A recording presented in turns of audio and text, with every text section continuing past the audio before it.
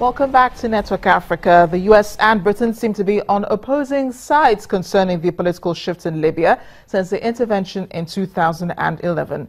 U.S. President Barack Obama said that the British Prime Minister David Cameron has become distracted since then, leaving Libya in a mess.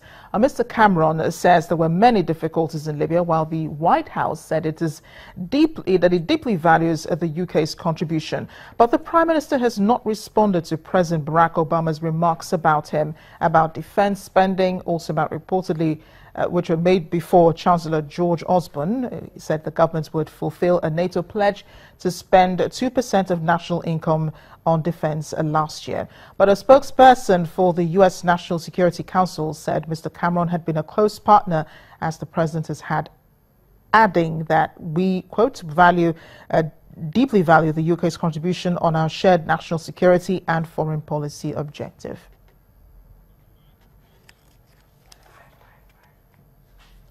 The Angolan President Dos Santos intends to step down come elections in 2017. A new president will be elected and sworn into office in 2018. Africa's longest-serving president has been in power since 1978. A member of OPEC, Angola is Africa's second-largest oil exporter after Nigeria. It relies on crude export revenues for more than 90% of foreign exchange revenues. Country's next election, of course, will be in 2017. Now, the meeting between the MPLA party was called to, among other issues, plan its convention to elect a new leadership later this year in preparation for the elections, and also to tackle economic crisis caused by weak crude prices. A year of subdued oil prices has hammered Africa's third-largest economy, and Angola's government is in discussions with the World Bank and International Monetary Fund about possible financial assistance.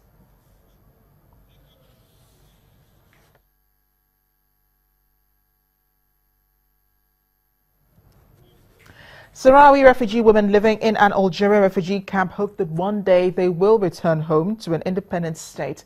Many of them who fled fighting in Western Sahara live in mud brick houses in arid conditions near the Algerian town of Tindouf. Despite the daily hardships facing women living in Boujo refugee camp, many still plan to celebrate their achievements. But the main hope for indigenous Sahrawi women is for an independent state that they can once again call home. After fleeing the fighting in Western Sahara, they now live in arid southwest Algeria near the town of Tindouf. According to the United Nations Refugee Agency, there are 5 camps in the area, including Boujo, which are home to an estimated 165,000 Sahrawi refugees. The UNHCR classifies 90,000 of these refugees as vulnerable. The flag of Western Sahara flutters over a road sign for Boujo camp where there are no street lights. Refugees cannot afford to buy fuel for generators, so they depend on car batteries to power lights when night falls. Tankers deliver water once a month. Many residents are using mud to make bricks and rebuild their homes after floods damaged the area last year. Over and over, the refugees are heard saying they want to go back home to Western Sahara, a region mired in a 4-decade deadlock. At the camps, NGOs run language and computer courses for women, and refugees trying to get ahead through education, setting their sights on university in Algeria or Spain. Morocco has controlled most of Western Sahara since 1975 and claims sovereignty over the sparsely populated stretch of desert to its south, which has offshore fishing, phosphate reserves and oil-field potential. Morocco's annexation of Western Sahara prompted a rebellion by the Polisario Front, backed by Morocco's neighbor Algeria.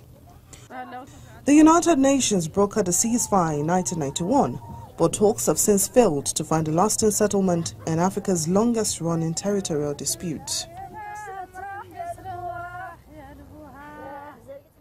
When we come back after the break on Network Africa, a look at the rising number of street children in the DRC's capital. And we'll also look at Africa Tech. Our focus is on women entrepreneurs using the internet. Please join us again.